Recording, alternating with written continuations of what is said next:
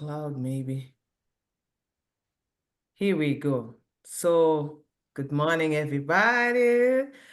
My name is Vanessa Macamo, and I'm the host of these conversations on Zoom, from my program, which is Cantinho da Sissi, Eu Acredito. And the main goal, as you see in the message is Eu Acredito, I believe. The main goal of this program is to try to engage youths and the all Mozambican community population about the changes that they can do for their own lives. The idea is to promote scholarships, work opportunities for young people and give them the chance to make some difference in their lives and also in the community. I'm a student. I'm a PhD. I'm not yet on Camila's stage as a candidate. I'm still a student. There is a difference. So I'm still a PhD student, and Camila will explain why I mentioned this difference between being a PhD student and being a PhD candidate. So I'm a PhD student. I'm doing my PhD in special education at the University of Arizona. I'm a Fulbrighter. I got a Fulbright scholarship. The reason why I met Camila in Philadelphia, because both of us, we are Fulbrighters, and she is here today to explain all the process, how she got this scholarship. Instead of being me all the time saying, oh, you can do this, it's like we have another person who will talk about her experience being a Fulbrighter. What else? I'm international student. First time I arrived in Arizona, I was like, oh, where is this place? It's hot. We are in a desert, hot. So many cactus. I never saw cactus that can be bigger than me. So yeah, it's kind of, trying to adjust the life here in Arizona. And also these things of trying to practice and speak in English and try to adjust to the education system here in Arizona or in US, because it's really fast. If you sleep, you're done.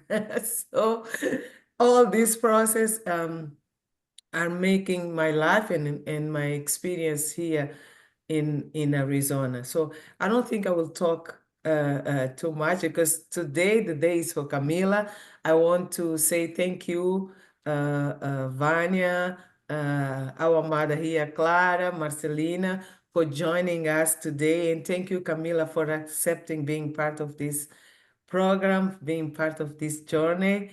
And now I will invite you and give you the time. I'm trying to see the word in English. Oh my goodness. I will give over to you to start your presentation and introduce yourself. Thank you, Camila. Thanks, Vanessa. Well, first of all, thank you all for being here today. And thanks, Vanessa, for giving me this opportunity. I really appreciate this. And I think it's very useful for other people.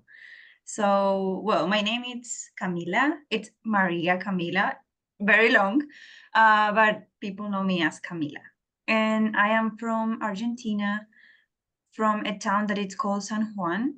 It's very similar to Tucson, I have to say. It's located in the Andes Mountains.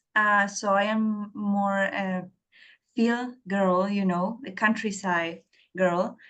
So I am pretty used to be in the desert and around nature. And yeah, as Vanessa said, I will talk today about different opportunities and my experience as an international student. It's mainly focused on geosciences because I am geologist, but I think there are some different things that will apply for all fields and some suggestions and things that in my experience, I think can be useful. So I will share a presentation I made.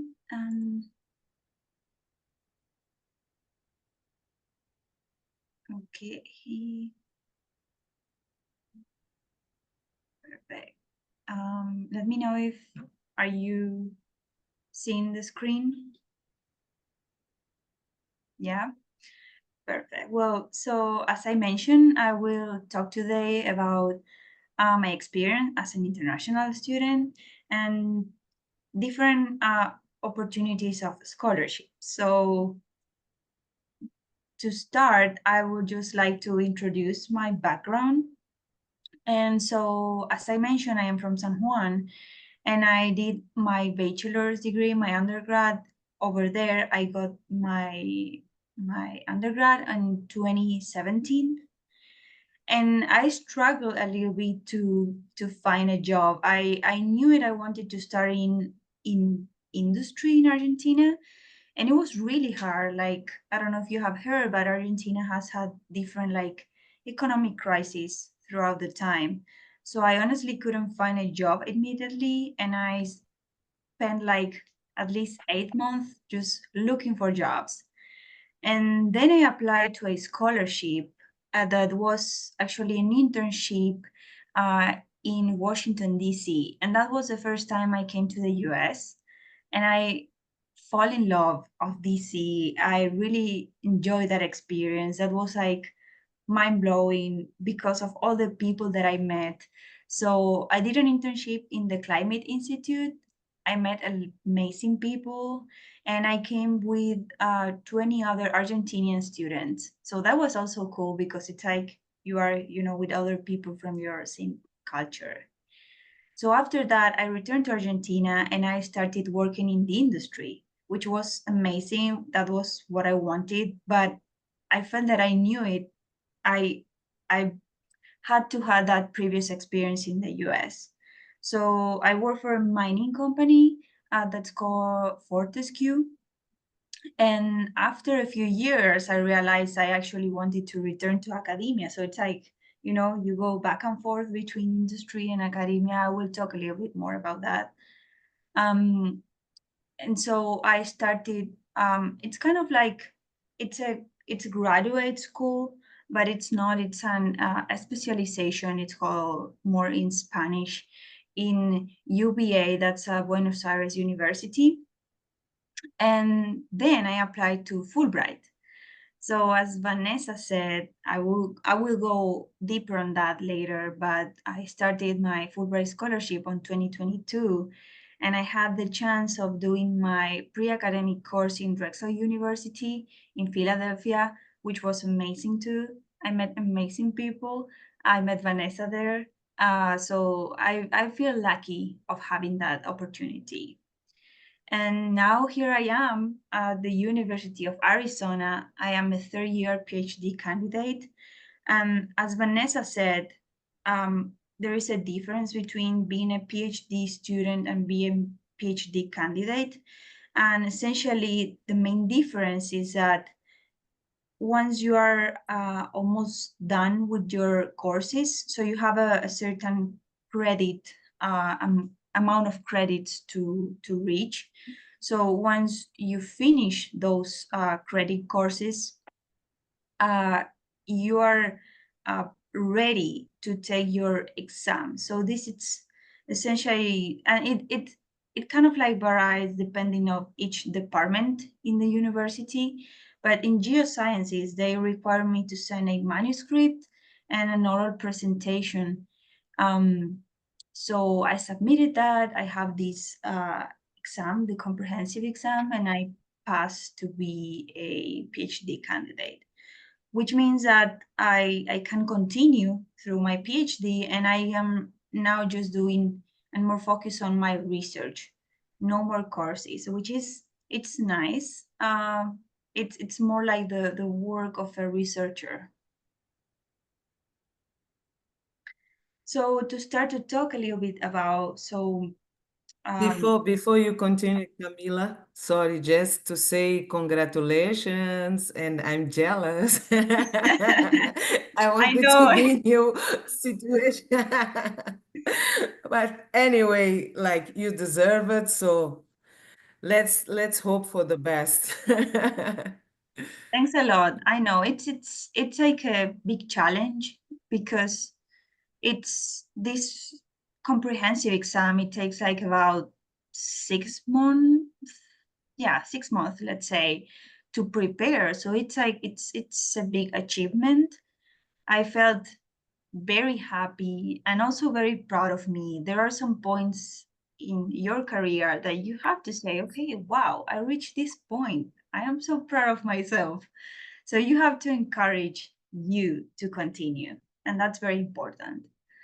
So thanks, Vanessa. Yeah, you're almost there. You're about to reach that point. Yeah. So now I am ready to do just research, present my first publication, which is also challenging, but we are working on that. So a little bit of what I want to show, it's like what are the opportunities of geosciences in the United States. And I remember when I was looking for, so I was pretty sure I wanted to do a PhD, but there are some people that it's actually not very confident if a master's or a PhD. You can start with a master's and then continue with a PhD, but that's something that you will just realize throughout your path. So I remember the first thing I did.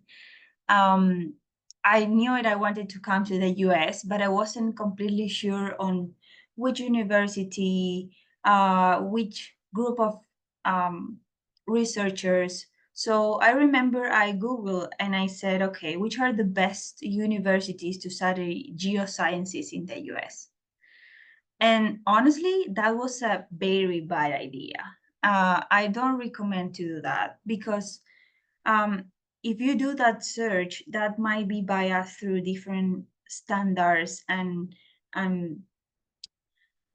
it's it varies a lot. To be honest, there are amazing universities, Ivy Leagues university in the US, and so if you just search for them, they will appear as the top in the first place in your list. And sometimes it's more like we actually have to ask what we want for ourselves. So at least for geosciences, and I think this is like for different types of field, we have to ask what we want. So there are several questions for us. So first of all, when I realized, okay, I don't want to go to Stanford, or that might be hard because these Ivy Leagues universities, which are amazing. I am not like saying anything wrong, but sometimes we also have to think about the funding and how we will, um, you know, survive in the US. That's also something very important, and not thinking about money or being worried about that, it's also a challenge.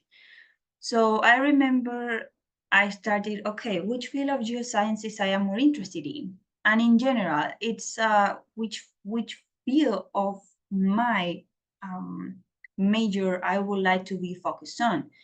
And if we think about it, it's like if you do a master, it's 2 years, or a PhD, 5 years, that you will be very focused on a specific topic of your field. So that's very important. Of course, you then can switch if you want, but we have to set that in our minds, which is a field I am more interested in. In my case, it's economic geology. So I knew it. I wanted that because I was working for a mining company before.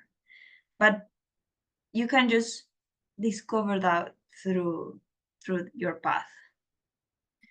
Then it's more, what would I like to work on?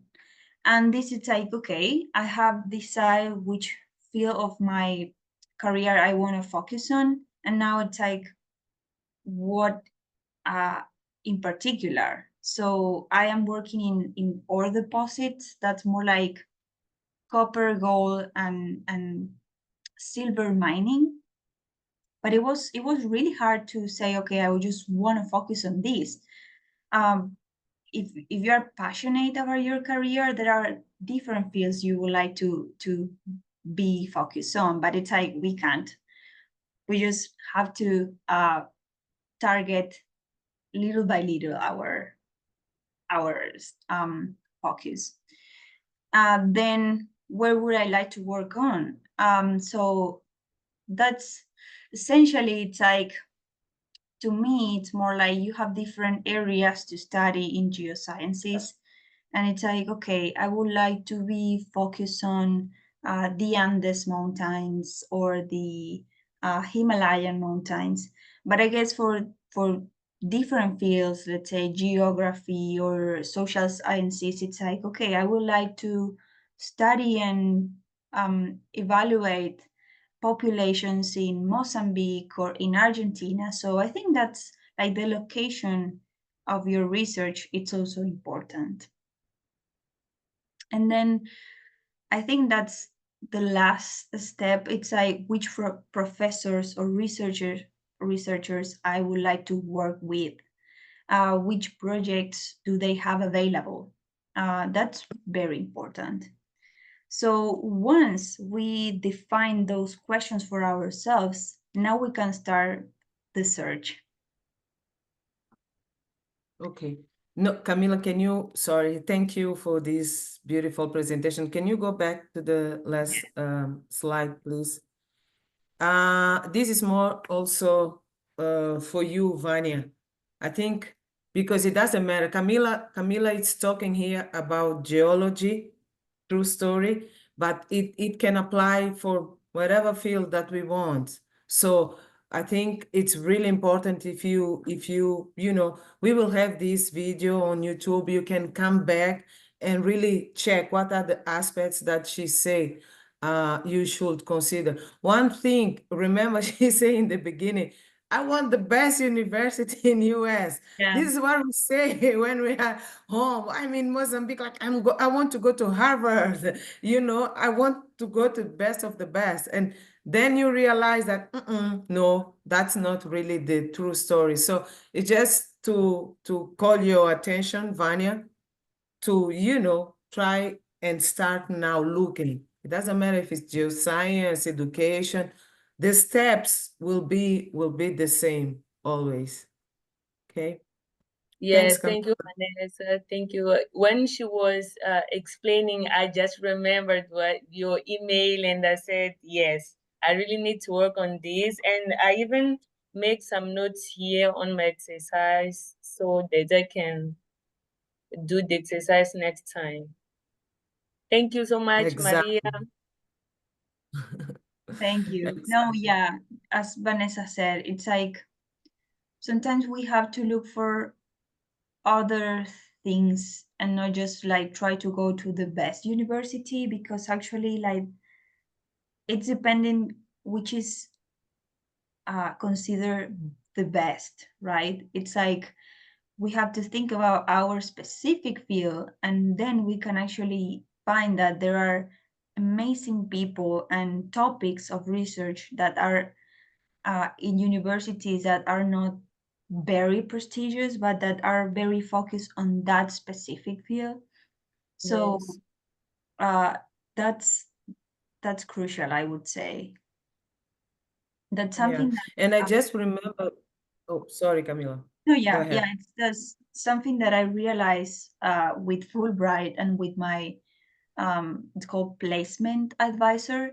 He always said that to me. It's like, okay, don't be biased for the university. Let's say, as Vanessa said, Harvard University, Stanford, they are good for sure, but maybe not in economic geology, right? It's like you have to know what you want to work on and then start your search. Yes. Yes. Thanks, Camila. And then I just want to add something. For example, with this question, something come to my mind. When you say which professor, researcher work on that and have current active projects on that, the point I want to bring, it's not even just related with the research, is sometimes with the person itself. Sometimes you are like, oh, I want to go to New York, I want to go to Washington. But you realize that in Arizona is where you have the best support possible. You know, Like my advisor is like, wow, she's like very supportive. She's someone who is there for me. She has time for me. She has time to push for me, to call my attentions, to all details that are needed to make me be like a really good researcher on my field.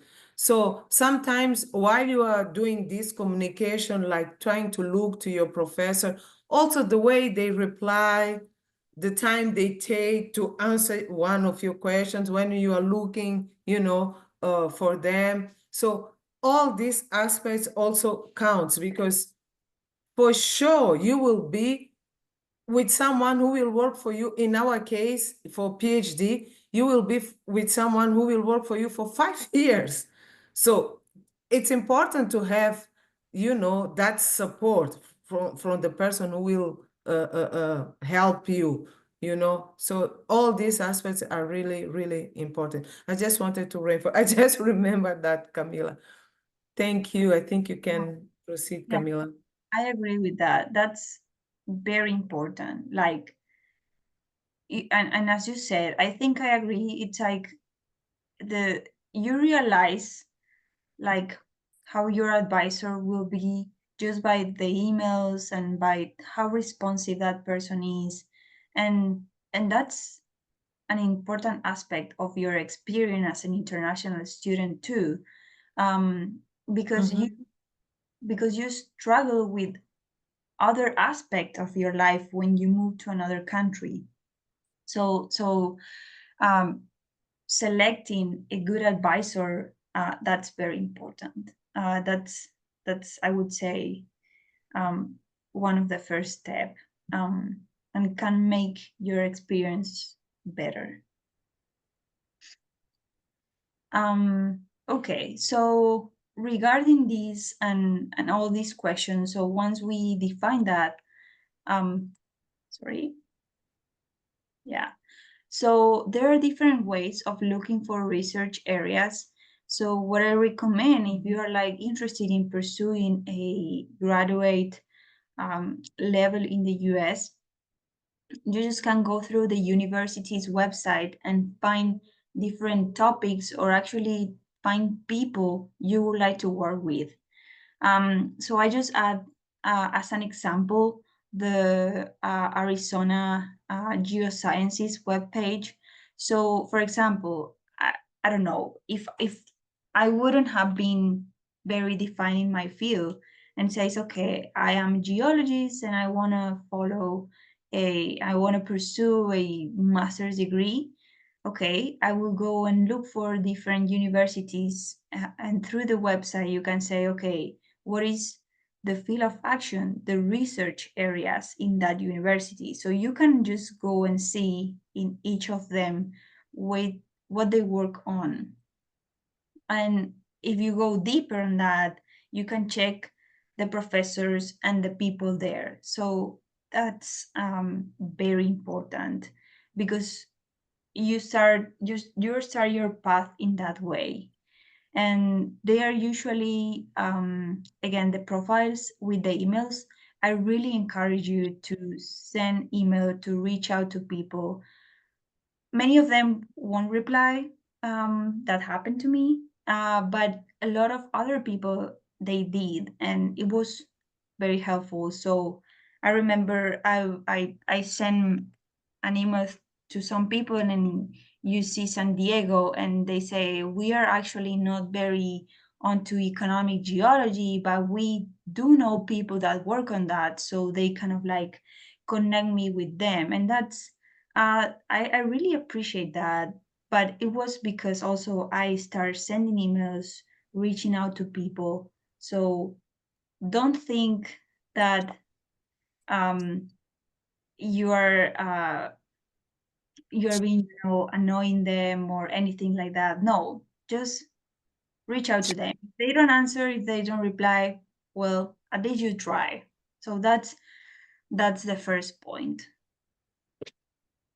Then also, a suggestion, and it's more like, if you have defined what's your topic you want to focus on, but you don't exactly know which university or which people work on that. Let's say you have something very specific in your mind that you want to develop for your graduate course, and you can just go through Google Scholar.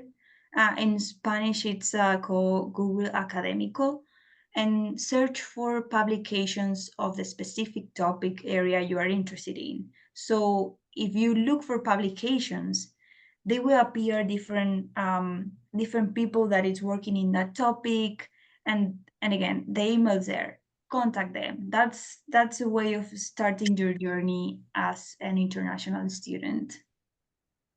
Sometimes, Camila, oh, yeah. sorry. No, go ahead. Sorry, Camila. No, I just, again, for Vanya, it's because I know Vanya is specifically working on this. So that's why, again, Vanya, you see this recommendation, like search for publication that talk about the topic area you are interested. So you need to know exactly which area do you want to work. Because if I say I want to work with the projects, I want to solve a problem in Mozambique, yeah, what I will be Googling, in Google Scholar. I will look to problems in Mozambique. There are plenty of problems, a lot of problems in Mozambique. So you need to be specific. I want to solve the problem related with access to education. In my case, access to education for children with disabilities. This is my goal. This is my problem. When I use the Google Scholar, I will be very specific.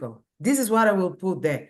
Access to education for children with disabilities in preschool. Because again, for me, it's not in school in general. My goal is to look just for preschools because it's where I was working and I'm interested to start from there. Do you understand the point? So I will be specific because if I am not specific, even with the Google Scholar, I will not have the answers I need, to know who are the professors and all these things. So it's really important, as Camila was saying,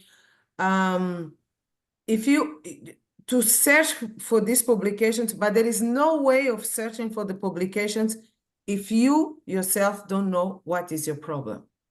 You need to decide, okay, what I want to research. What is the thing that I want to solve because we can't solve, but at least at the end you will come with recommendations, So yeah, I wanted to bring that as attention. Camila, thank you. Thanks, Vanessa. No, I mean it was pretty clear. And something I would say too, it's that's also related to the funding. Again, that's a very important step to apply for universities overseas. It's the funding, essentially. And in the United States, as you may know, a university's tuition and study, it's very expensive. So but by reaching out to people, you can actually know and contact them saying, okay, I would like to do this master, PhD. Would you be interested? Would you be able to fund this research? And there are people that have already funding. There are some people that they might won't have funding, but they would say, I don't have funding right now, but I am applying for it, applying next year, or that they actually have some like open projects saying, okay, I am not working or I don't have funding on this, but I do have funding on that. So that's why this search it's really important, because different research groups have different fundings too, and that could make things easier. Okay. So then just to jumping into one of other things I would like to talk about, it's more like how to apply to a Fulbright scholarship. I put just the link to Fulbright Argentina, but I think this is in this very same way in different countries. And there are some general requirements for applying to a Fulbright scholarship, but there are different types of Fulbright scholarship. So if you want to pursue a master or a PhD, you have a certain type. There are some scholarships that are just core Fulbright commission. In my case, it's more like I applied to a Fulbright commission scholarship and I didn't got it the first time. So don't feel bad, just keep trying. So after that, there was another call for a Fulbright scholarship that was it's an agreement between the Minister Education of Argentina, the National Minister of Education, so it's co-funded. And I got that one, but after trying before with another types of scholarships, Fulbright scholarships. The good thing is that each of these types of scholarships have different requirements that can like slightly change. So in my case, the one that was related with the Minister of Education, it was more inclusive. So the English requirement wasn't that hard.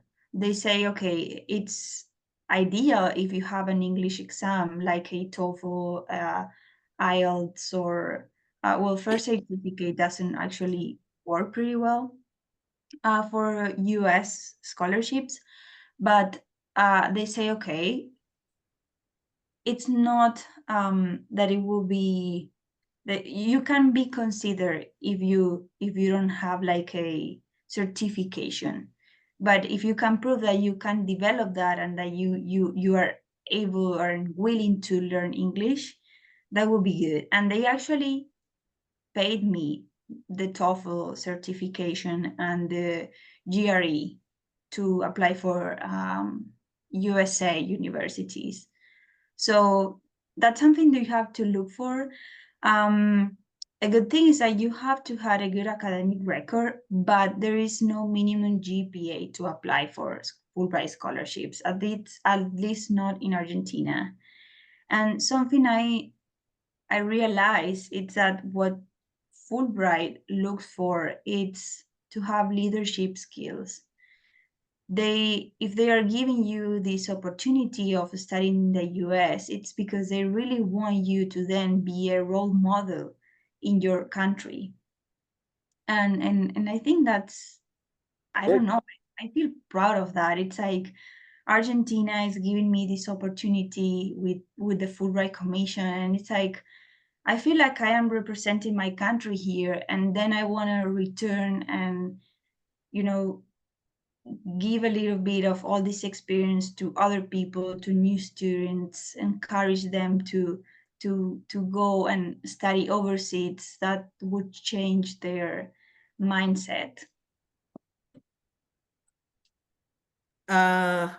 Thank you, Camila. That was, I have so many comments here, but the first thing I will start from the last one.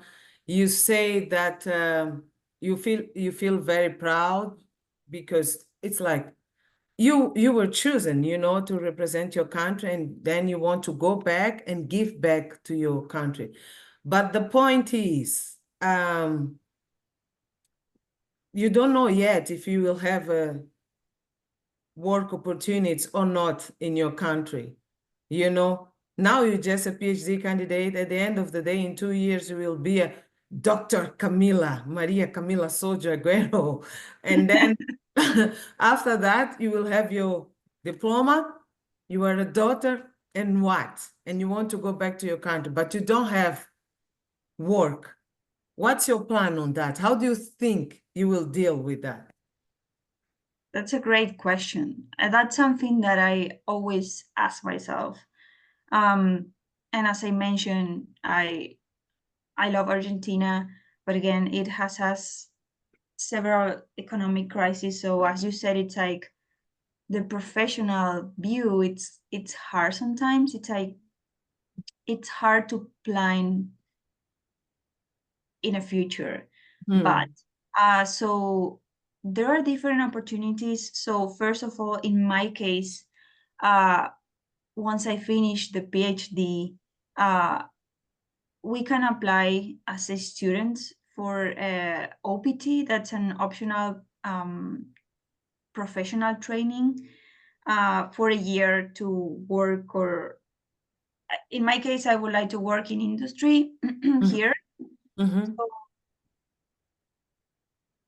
I think once I finish, I would like to apply for an OPT and see if I can work in the industry in the US and get more experience. So in that way, my point is return to Argentina and create opportunities, right? It's like maybe try to work for other companies, but if not, start to create my own projects.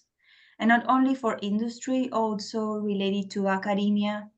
I would talk a little bit more about that, but it's like, now we are in a place where you also can start your own path, right? As a autonomous. But that comes with experience.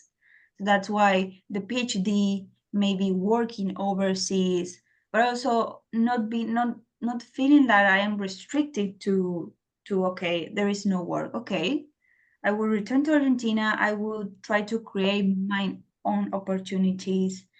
And if that doesn't work, of course, there is always a chance of applying overseas. That's not ideal to me. And again, I would like to work hand in hand with Fulbright. One very exciting thing about Fulbright Commission in Argentina is that they actually, when I was coming to the US, they gave us a training with a oil company that's called YPF. And so they kind of like, okay, once you are back, we can give you some opportunities, and we would like you to share these to other people. So I think besides everything, the panorama is promising. Okay, thank you. And I hope this question I did to answer someone who is here in the program, and I hope she's clear now about how to proceed. The other point, probably from I will use this opportunity, Camila, with your slide, just to explain that again, as Camila was saying, depending on the scholarships, you can have different requirements. But this is almost the same to what happened to Mozambique. At least this was the process I had to go through, I had to have, of course, a bachelor's degree and a master's degree because I was applying for a PhD. I need to have my English, but I know that if you have a really good application, if you go to your interview and they like you, they see the potential you have to succeed and proceed, they pay you 6 months of English, exactly at the place where you will be doing your PhD or your studies. For example, if I needed English, I will do it here at the University of Arizona because they have English classes. So that's not really a challenge. They didn't ask me for my minimum GPA, but I had to have a good academic record. And I had that with my master's degree. I had a second honor degree. So I was in a good position to apply. It was very competitive for my side to get the scholarship. But I had to go through the process of having a TOEFL exam. I had to do also the GRE. That day I wanted to die. I was like, oh my God, what's going on here? So Yeah, I didn't want to talk with nobody after the exam. I was like, is this real? So you really need to get yourself ready, for this process. And also, when Camila was mentioning here leadership skills, like you need to prove why they're choosing you, why they're choosing Vanessa, why they're choosing Camila, why they're choosing Vanya. You need to bring that. They need to see it. What do you want to do when you come back? What do you want to do in the US? How will you promote your culture? And how we as a country will benefit from what is your process. That's why they have this 2 years rule. You go, you finish, and then you have to come back. Of course, most of us, or most of the Fulbrighters are like, they try to wave and like, okay, I want to stay in the United States. But I really appreciate what Camila was saying, because it's like, I need to give back to my country. But again, I also like when you consider, Camila, that we can have challenges. Sometimes it's not that people, they don't want to stay in their countries. Sometimes they have barriers. We don't have work opportunities. And then you decide like, you know what, it's better to go back. So we need to take this time, to try to discover. Like now, for example, I'm in this exercise. I know it's more 2 years to finish. And it's like, I need to start thinking what I will be doing in Mozambique, how I will give back. Can I do it being here? Can I do it being there? You have all these questions that you need to start, even before you travel, you need to start thinking about. Thank you, Camila, for sharing, and please continue. I just wanted to bring this experience related to Mozambique. How can we apply to a Fulbright scholarship? And next year we will have it again. I want to recommend you all. We have the program on YouTube. Actually, I will share the link. You can go and see all the requirements to apply for a Fulbright scholarship in Mozambique. Okay? Thank you, Camila. You can proceed. Thanks, Vanessa. Thank you. Yeah, as you said, we have to evaluate those what the future is for us, and ideally we want to return to our home countries, but if not, we have to be open to new opportunities. It can be very frustrating returning and not having like any opportunities, any jobs. So yeah, of course, if not, we have to emigrate again, try new things. But again, I am confident that once you get different experience and skills, you can build up your own business, right? In a broad sense. And yeah, and just my last advice here is apply. Don't feel that you are, oh no, I don't feel confident, or no, I don't meet this requirement. No, apply. I really encourage you to do that. And then, sorry. So my experience as an international student and a Fulbrighter. So I actually here I thought, okay, I would just add some pictures and go through them, and how important this experience is to me. That I have to be honest, it was really hard at the beginning. I didn't have a good time. It's not everything is not like just joy and happiness. At the beginning, it was hard because um, I felt like, lonely sometimes. I missed my family in Argentina.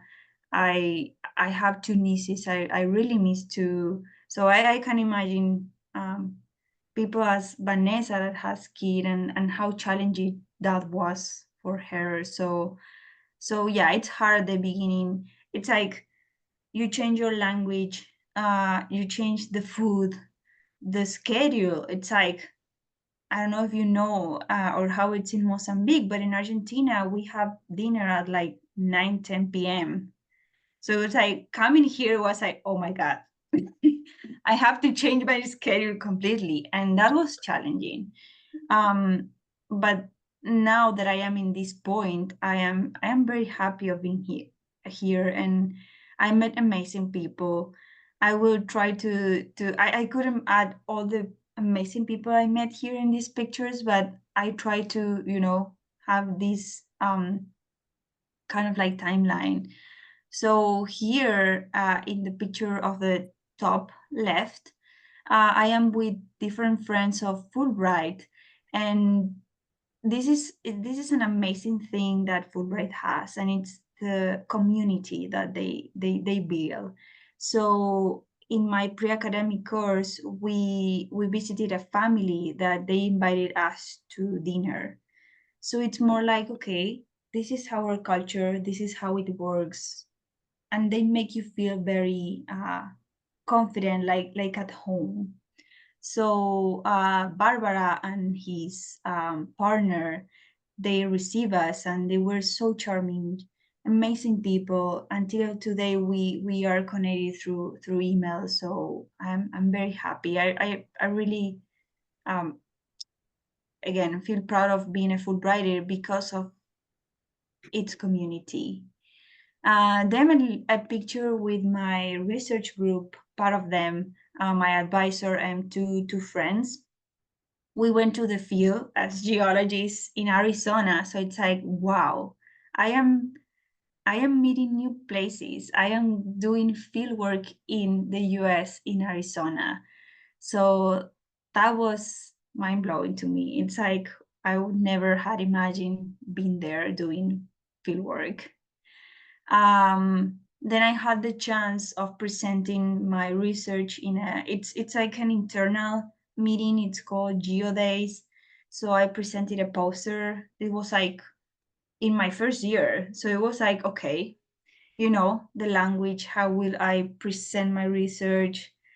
And a lot of things that you start thinking about, and it was really good. My advisor encouraged me to present. I didn't want, I have to say, but he was like, no, you have to present. You have to go through that barrier. And yeah, that was really nice. Then we had a great community. We are mainly Latin people, but you also, as we can see, some friends from Africa too. We build an amazing group, and it's just like going through different activities. Hey, do you want to go dancing? Hey, do you want to, I don't know, have a drink, have a coffee? You have to be open to meet new people too. It's an attitude. It's in your own. Of course, you will meet people from different cultures that sometimes you don't are used to share the same things, but that's a challenge, right? Start being open. And here is a photo in Philly. That's where Vanessa and I met. And this, like, being in Philly a month and a half was one of the best thing of Fulbright, I have to say, because Philly is amazing. It's an amazing city. It has a lot of cultural things, social movements, and things going on there. And I met my friends that until today I share with, like Vanessa, like my friend Katy. She's from Chile and lives in Phoenix. We still are keep in touch. So yeah, that's very valuable. Fulbright community is amazing, but not only Fulbright can give you that. You just have to be open and get out of your comfort zone, I would say, sometimes.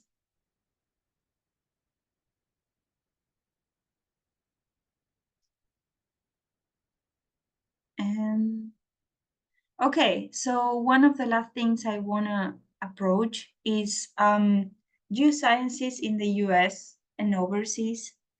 There are kind of like two different paths that I actually don't want to take them as separated path, but it's kind of like the big picture. And it's like academia and industry in geosciences. There are like two very broad paths.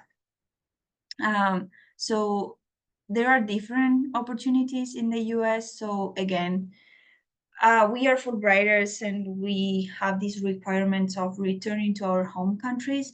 But if not, if for some reason you get to have an opportunity in academia here, you can do a postdoc in different universities.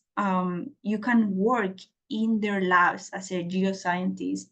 I don't know, let's say you are more in a geochronology field. That's what just a portion of geoscience is. And they do have a lot of machines and people that needs to use them. So you can find a job there as a tech staff. That's also in the academic field. And also if you want to continue as a researcher, there are several opportunities in the US in different universities abroad. But also you have this chance of going into industry that can be oil, mining, that those are the most commons, but you have different types of industries. And what I always recommend, at least in my experience, I went back and forth between these two. So I, of course, started in academia. I then went to industry. I learned a lot of skills. I met a lot of people. I worked in the Andes. I really value that. This is funny, but I will say a fun fact. I learned how to drive 4x4, and it's like, wow, that was like, I feel now empowered by by doing that. You know, it's those are just practical things you learn. I used to work with a lot of people, with a lot of men that they also empower women in mining. So I value that. And then I decided to return into academia. So it's like, it's not just one straight path. You just can go back and forth. And it's a matter of looking at, again, I will kind of like return to what I say at the beginning, trying to define what we want and looking for opportunities. There are several mining industries here in the US, here in Arizona. I don't know if you know, but Arizona is a copper state. So there are like a lot of copper minings. To the University of Arizona, also Chevron comes and do some recruitments. So it's a matter of just looking and searching for opportunities.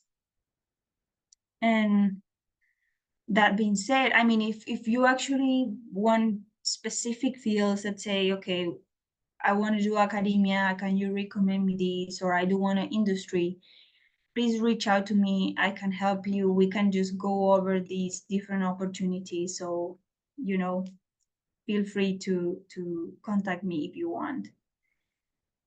And so, well, thanks for your attention. This is a picture of Tucson, of the campus of University of Arizona. I took this picture from the Gold Simpson building. That's where Geosciences it is, and you can see what it's called the Catalinas Mountains. So yeah, thank you all for your attention today.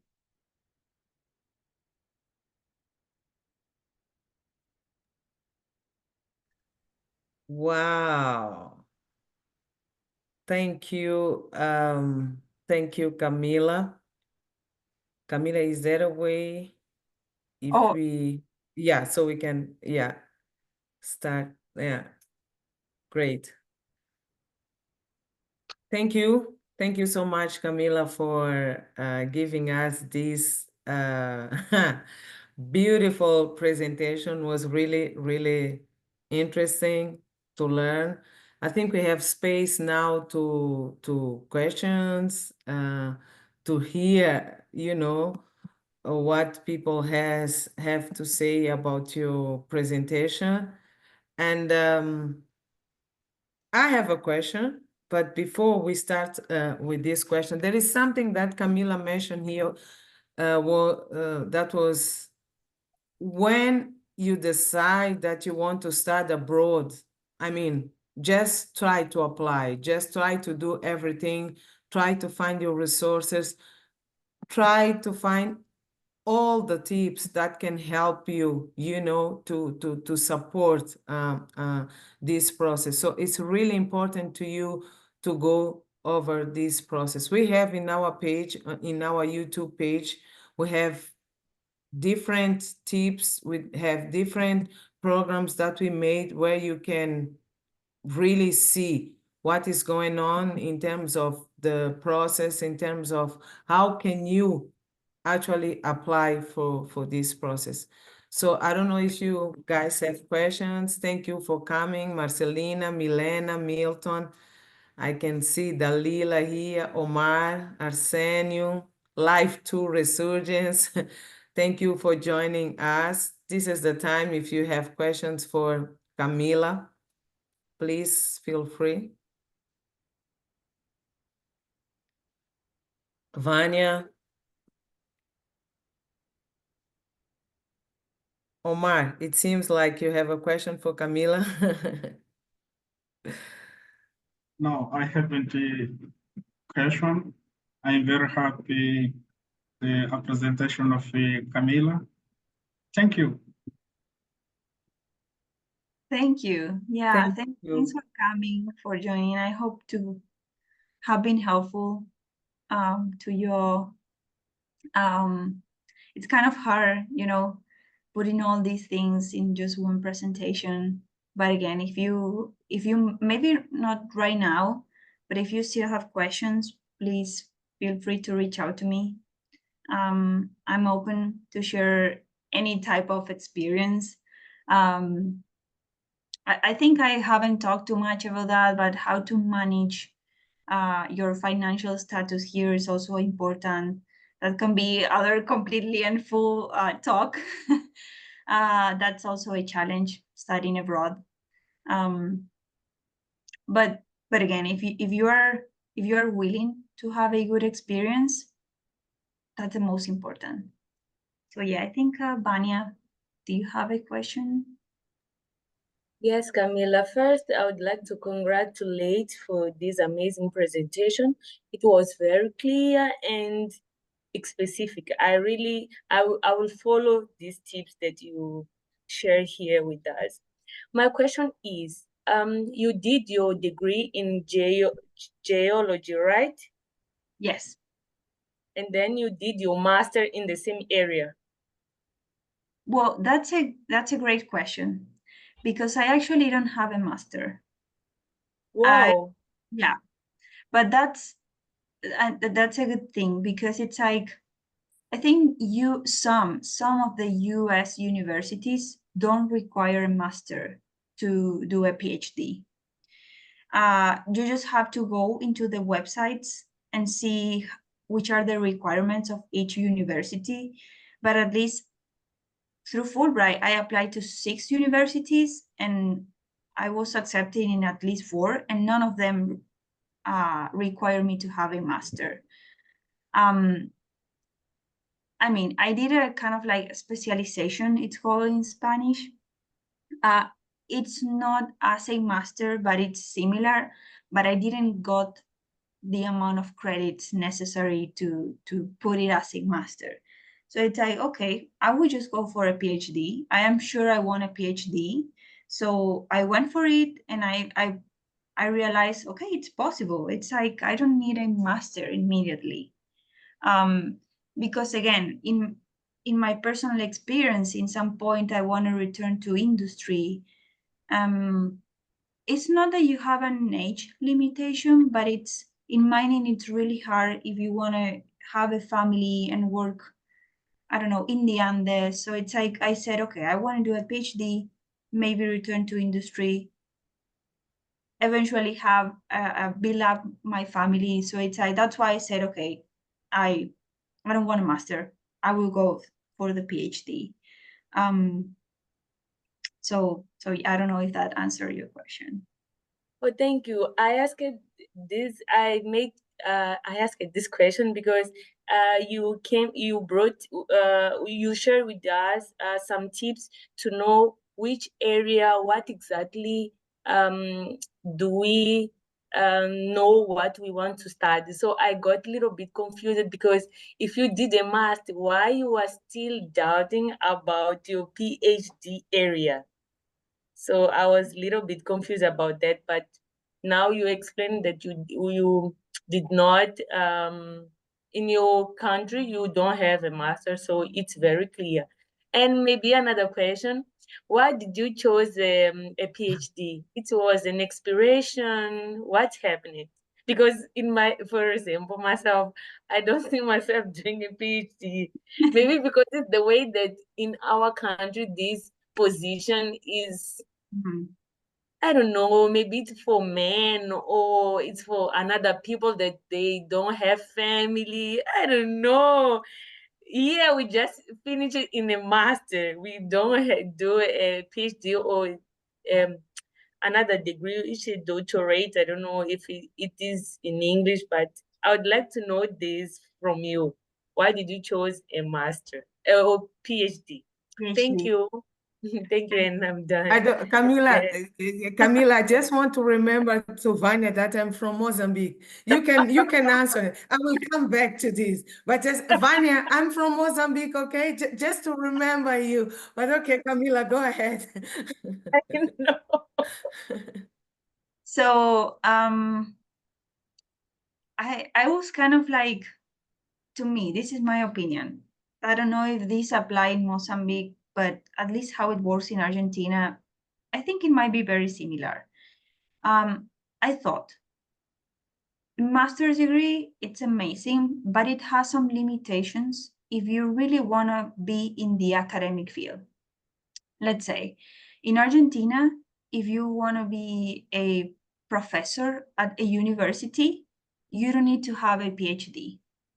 So in my opinion, it was like, I don't know exactly if I just want to be a professor in the future, but if I want it, I just have the opportunity of choosing whatever I want. So if I do a PhD and I have that degree, in the future, I would say, okay, I choose to be a professor or not. I just want to go into industry again. But if I just have a master, you cannot choose. You are kind of like limited. I don't know if I express my point well. But it depends what you want for your future. I kind of like, I will, as we talked before, I will see how my opportunities in Argentina, arise. But at least I know with a PhD, I can have more. I can have a wide variety. And also because I am very happy of choosing a PhD because that, like, 2 years of experience, it's amazing, but 5 years, it's really the entire experience in a country overseas, and it's even more challenging. I am the type of person that always challenge itself, and it's like, okay, now I am. So one of the requirements for PhDs in the US is that you can present a thesis, a final thesis, or you can just have 3 publications. So I am working on writing the publications right now, and it's like, wow, that's amazing. That's a challenge, and I wanted that. So yeah, that's essentially what I thought when I choose PhD.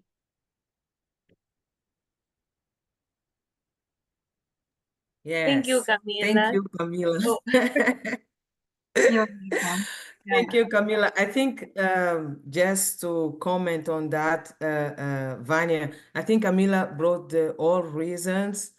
And yeah, after I will give the chance to mine, Clara. So I think Camila gave the all reasons, but what you mentioned, she said, PhDs for people without family, PhDs just for men. My goodness, I was like, what's going on here? I need water, Because, Vanya, I have all these things that you mentioned. It's exactly what is happening with me, I have my family, I'm a woman, and just to add to what Camila was saying, it's like for me, my point was, beside this experience of, that dream of studying abroad, because I went to Ireland to do my master's. I already had my master's. I could be just happy. I did my master's in Europe, outside Africa. I could be just happy, but no. I know that the education system has all these levels from the preschool until the doctoral studies. Actually, now we have the postgrad. And for me, it was like, I want to achieve all these levels because it's possible. No, that's why I'm saying, I'm adding to what Camila was saying. Apart from all these things about the opportunities, even if you want to be abroad and you want to have all these opportunities outside Mozambique, if you want to be a professor in US, for example, you need to have this PhD to be in a, competitive position. So I wanted to give myself the chance and the opportunity to have all these choices, but most important to say to myself, if we start from pre-school, I want to finish where people finish. Because if in the US they can do it, in Europe they can do it, why can't we do it as a Mozambican? Why can't I do it as a woman too? Because you were saying, oh, it's just for men. No, I'm here and I want to finish. Because I want to be proud of myself at the end of the day. I want to give a legacy for my kids. I want to give a legacy for my daughter. I want her to believe that she can do it. I want all girls in Mozambique, I want Vanya to believe that it's possible. I want Vanya to believe that I can achieve. It's not just for men.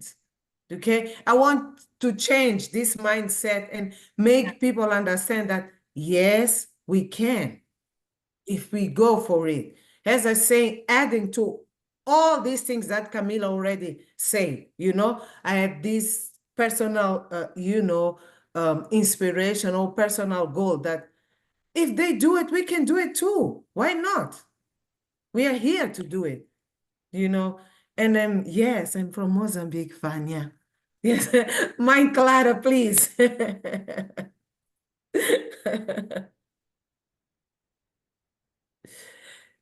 O micro ainda está fechado, mãe. Desculpem, estive aí a falar sozinha. Mas que estive a dizer muito obrigada por tudo a apresentação que a Camila, que é a minha neta, yeah. Sim. Yeah, que apresentou, era muito bom, falou muito bem da Arizona, a Universidade da Arizona, que é uma escola, é uma universidade muito amável. Eu pergunta a Vanessa, vivi na Arizona por 20 anos e mudei de Arizona para Estados Unidos, para Washington DC, mas 24 anos. Como diz? Are you in DC? So yes. Yes. Sorry, I was speaking in Portuguese. Ooh, I really apologize. I understand Portuguese. Yes, I lived in Arizona. When I moved, I am Mozambican. Oh. And when I came from Mozambique, I went straight to Arizona. I lived 20 years over there. And I have children graduated from University of Arizona. Yeah, they were cut. Yes, uma escola, a very wonderful university. I cannot undermine it. It is, when you look for science, it's there. It's there. You look for medical. When I say science, it involves many careers. And some of my children They graduated from the University of Arizona. They were taken out upon their graduation from the University of Arizona to Washington, D.C. Wow. You know, it's how that university is. It is a very, very good university. I attended the University of Arizona, but I did not graduate from my undergrad because at the University of Arizona because I had to transfer to Washington, D.C. That's why I finished my undergrad in D.C. at University of George Mason University and my master's degree. And here, when I graduated from master's degree, I have two sisters, very strong two sisters in this platform. One of them is the one when you see the residency here. And then one, unfortunately, still in Mozambique because of some unforeseen situation. And they encouraged me, says, Clara, go forward and finish your PhD. You have done all the work. What has remained is not as bad as your undergrad and grad school. Go ahead and do your doctoral. Whew. I started sweating. I started sweating. When you said that in Residency there, she's hearing me right now. So I did not pursue my PhD, but it's still in my mind because the age means nothing to me. The age is just a number. One day when I decided to pursue and do my PhD, I will do it. And you, my child, what's your name? Vania.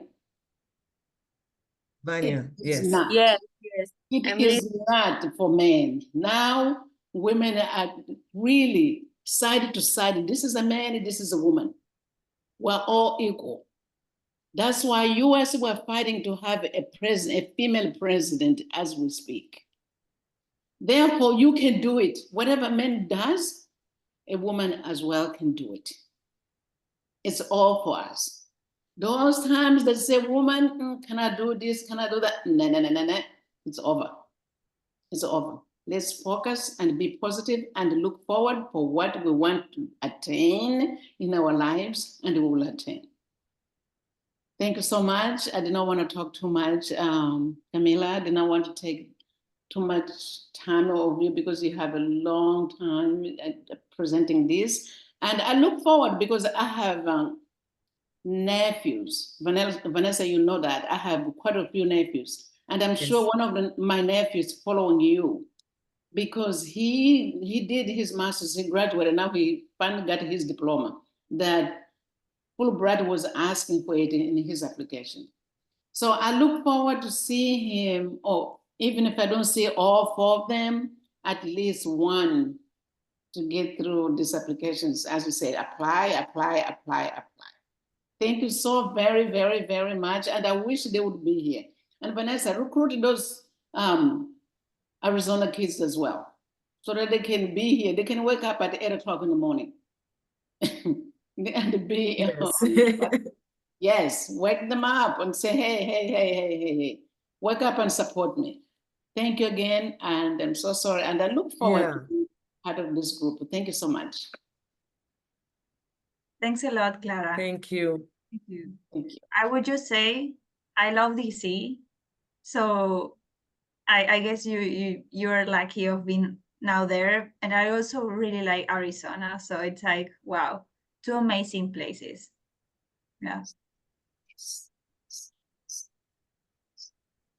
Thank you. Thank you so much. Thank you. Muito obrigada. Thank you all. I think this is the place you have to ask questions, to talk with Camila. If we don't have more questions, I think Camila did a really great presentation. And one thing I was telling in the beginning of the program, one thing that it's important here is, you know, this is let's say, informal place where we can practice our English. I don't speak English very well, but it's like, let's talk, you know, because we are here, we need to practice. In our case, We are Mozambicans. We know the challenge we have with the language. We are we speak Portuguese. Sometimes here at home, my son is out. He went to tennis. But he could say, oh, my mom, your English, you look like South African. I don't care. Let me talk. So what I'm trying to say is like, we are in a place where we can, talk and where we can practice. Because tomorrow, Omar, you have an interview. Imagine you were selected to get a scholarship, okay? You go to an interview to defend, how I would say, your case. Why you, Omar? Why should we choose you to be part of this program as a Fulbrighter? You will be like, so let us use this platform because nobody is here to judge. We can talk, we can speak, we can make our mistakes, but at least we are practicing to be in a place, where we can speak in English. Exactly. Mike Claro was saying, practice make it perfect. So yeah, I want us to use this opportunity to talk, Arsenio, I don't know if you have a question. We are No, almost done with our program. no, I Yeah, don't. please. I'm just excited, thrilled that we have this kind of platform where people from Mozambique, I'm from Mozambique too, that people from Mozambique and other parts of the continent can come here and listen and get experience from other people. So this way, will make us better as a community. One of the things is my wife, for example, she's from Angola, so she's been in the country for about 5 years, and she's struggling to find resources to help her with English, apply for school. Well, she doesn't want to go to university, but she wants to have like certifications for, let's say, nursing, home care, things like that. So, when I saw this platform, I said, oh, this is great. I'm going to participate so I can learn from it, Yeah. And I'm so, so thankful. That's all I wanted to say. So thankful, Yeah. That's it. Yeah. Thank you. Thank you so much, Arsenio, for joining us. And if you don't mind, I put our email in the chat.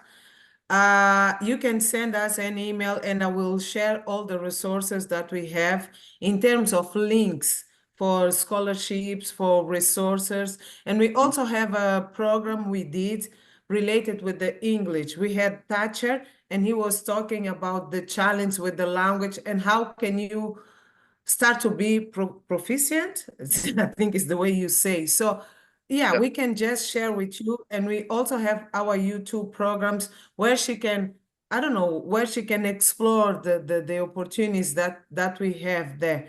But please send us an email and I will share with you all the resources I have so far that can maybe help her to progress. I'm trying to find the words here in English. Yes, thank you, Arsenio. Thank you so much. Thank you. My pleasure. Yeah, I don't know if someone else wants to say something before I say bye-bye. I Camila just want and to say, Leslie. sorry. Yes, I Marcelina, please. just want to say thank you, Vanessa, to share the link. It's my first time joining and it was really, really interesting. Thank you, Camila. You shared a very important point, starting from focus and for sure what we want. And that's the most important point.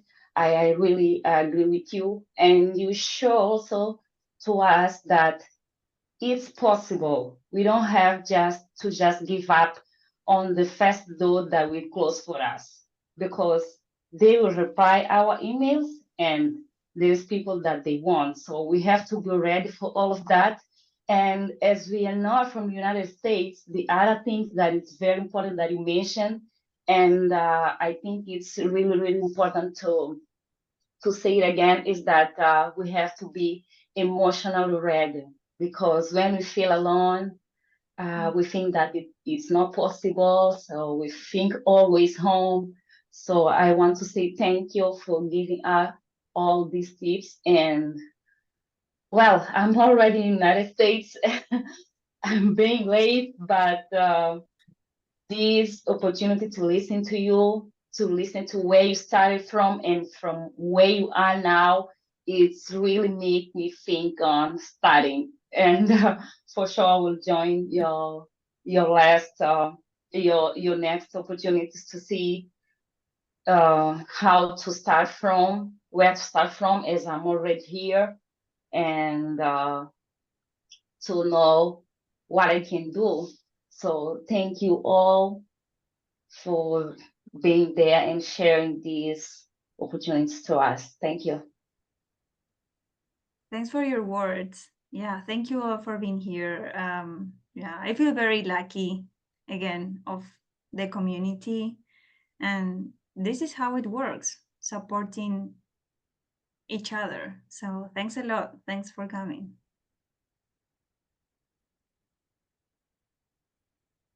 Thank you, Camila. Thank you, Marcelina. I think Milton, you have something to say? One thing that Marcelina mentioned related with Camila words was that one of the things was don't give up, even if they close you the door. I need to mention here that I failed 2 times for when I was applying for my scholarships, my first scholarships to do my master's. I failed the first time, I failed the second time, and all the times my exams was in South Africa. I had to travel to Johannesburg. They paid everything, but I had to travel to do the interview, and they were the one deciding who is coming, who is not coming. And like I failed the first time, the second, the third time I was like, no. You know, all that questions that Camila put there in the beginning, I was like, no, I need to understand what I really want, why I want that, and where I'm failing, you know? And the third time was like, I will kill these guys. And I was there. And everybody was, you know, they were the one fighting. We want her, you know? So just get ready. You really need to know what you want. You really need to know what is the approach. You really need to decide, I want to start abroad, and go for it. And don't be, vou dizer em português, desencorajado, you know? Don't, because if you start with these feelings, you will give up, you know? So yeah, just push, and believe that you can do it. Believe that you are able. All my studies abroad, my master, my PhD, is a scholarship. I'm living in a condo with the pool, you know, gym, everything. No, I'm trying to, you know, tease you guys so you can come. Yeah, but what I'm trying to say is that they pay for it. It's a scholarship. I'm not paying.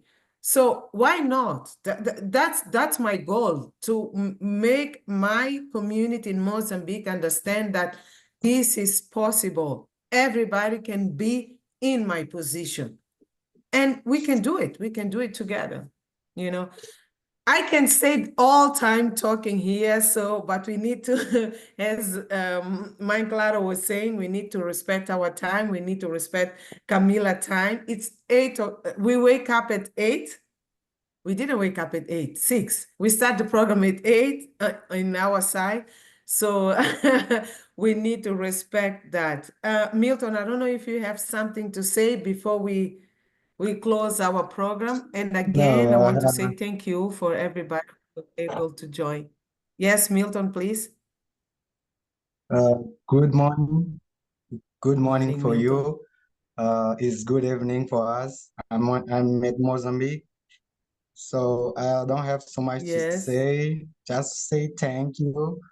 I didn't realize that I can start abroad. But right now I know it's possible, and maybe I will try it. Yeah. Thank you. This- Thank you. Yeah. Don't give up. Try. That's the way. Thank you, Milton. The first step you already took, which was being part of our program, you know. So the idea, I will be honest with you, estou aqui só a escrever o e-mail outra vez. Sorry, just a second. Okay, Milton, the idea of maybe I will try. No, not maybe I will try. It's I will apply for the scholarship, full stop, not maybe I will try. You need to believe, change the narrative, change the approach, change the way you talk, make it happen. It's not maybe I will try. I will do it. You should say, starting from tomorrow, I will watch your programs. I like Omar is there. Omar is watching what are the opportunities. We have a Facebook page where we share all the opportunities for scholarships, work opportunities. Please join us on our Facebook page. We have the YouTube page, Conversas no Cantinho da Sissi. Try to see what kind of programs we have there. Send us an email. I will share you all the resources we have. We had a program with Mr. Geronimo. He mentioned about 10 scholarships that are available for people in Mozambique. So we need to make use of these opportunities because they are there. So don't try, Milton. Just apply and bring me a testimony. Like next time, next year, just say, oh, Vanessa, thank you. You know where I am? I'm in Washington, D.C. Yesterday, I was talking with someone, Yobi and Vanya. They are the ones who are always in our program. And Yobi yesterday just sent me a message saying, Vanessa, I am in Boston. He got a scholarship, a 1-year scholarship for Fulbright as a teacher. And I was like, yes, we are doing something. So Milton, don't try, just do it. Okay, I'm copying Nike now. Don't try, just do it. But guys, thank you so much. Muito obrigada a todos pela presença. Muito obrigada pelo tempo. Eu estou a ver aqui o Ricardo está mesmo a conduzir, mas ainda assim juntou-se a nós. Muito obrigada, Ricardo, por te dedicares e por estares aqui e teres ouvido a Camila hoje. Quero agradecer ao Arsénio pelas palavras, ao Milton, a Marcelina, a tia Clara, muito obrigada, a nossa mãe da comunidade moçambicana. Vânia, go for it, Vânia. Omar, muito obrigada. E finalmente, Camila, we say in our language, Kanimambo. Thank you. Obrigada. Thank you so much, Camila, for accepting, for joining us today. It was really, I always learn with you, as you know. Every day it's a learning process. I was seeing your presentation. I was like, oh, I need to do like this. I need to do like this, Camila, you know. So thank you so much. It was really beautiful. And yeah, guys, today I will be with Camila again at night. We have a dinner in Camila's house. Camila is showing us her new house. She's moving. So yeah, we will continue celebrating this night. Listening some Argentina songs, eating some Argentina food. So yeah. You leave Thank me. you. Thank you. Bye, obrigada a todos vocês. Vamos nos ver. Próximo sábado temos um programa super nice para aqueles. Arsénio, nós vamos ter uma convidada, a Amélia. Ela vai falar sobre os desafios com a língua inglesa, não é? Ela vai falar sobre o exame TOEFL, como fazer o exame TOEFL, como passar, como ultrapassar as barreiras, né? Com a língua inglesa. Eu sou suspeita. Eu sou suspeita, sou dona do programa, mas eu recomendo, né? Próximo sábado, o link vai ser o mesmo, mas vou partilhar em todas as redes. Mas eu recomendo que estejam aqui com a Amélia. Vocês vão realmente gostar. Ah, I muito will look for this program. Obrigada. Aí, Gente, mambo. Muito obrigada, nós vamos Vanessa. ficar aqui a falar, se depender de mim, então. Obrigada, Bye, Vanessa. bye. The next program should be in English. Fantastic. I love this program today. Let's Yeah, practice English. Not class, program. Thank you. Yes. Sorry, Arsenio, podia repetir? Não, eu estava a dizer que estarei presente no próximo programa sábado. né? Oh, ok, sorry. Houve problema de conexão aqui. Sim, Ok, sim. thank See you you. next Muito program. obrigada. Não, vai mesmo valer a pena. Vai. Tá Thank certo. you, Omar. Vânia, não tenho certeza se vai ser em inglês, vou ver como ela vai fazer, mas ela vai falar de todos os desafios que nós vamos ter. Fátima Chiterá, muito obrigada de juntar a nós, já estamos mesmo a terminar o programa. Tá bom, eu vou me encontrar. Mas eu estava a dizer que nós vamos ter um próximo programa, próximo sábado, e vai valer a pena mesmo vocês estarem aqui. Uma vez mais, obrigada a todos. Pessoal, eu não consigo sair antes dos convidados saírem da plataforma, então eu vou ter que esperar vocês se retirarem. Que é Tá para bom. eu, Eu não consegui sair, Mas próximo sábado estarei. Vanessa, tchau. It's okay, Fátima, mas nós vamos ter um que vai chamar no próximo sábado. Tá. Tchau. Então, você primeiro. Thanks, Vanessa. Obrigada. Tchauzinho, até a próxima. Tchau, obrigada. Até a próxima. Obrigada por Obrigado, meu. E juntar a vou ver nós. mandar já agora, né?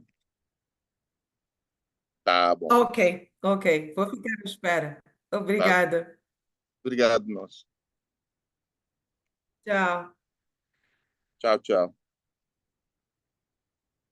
O que está acontecendo? O que está acontecendo? Ah, ok.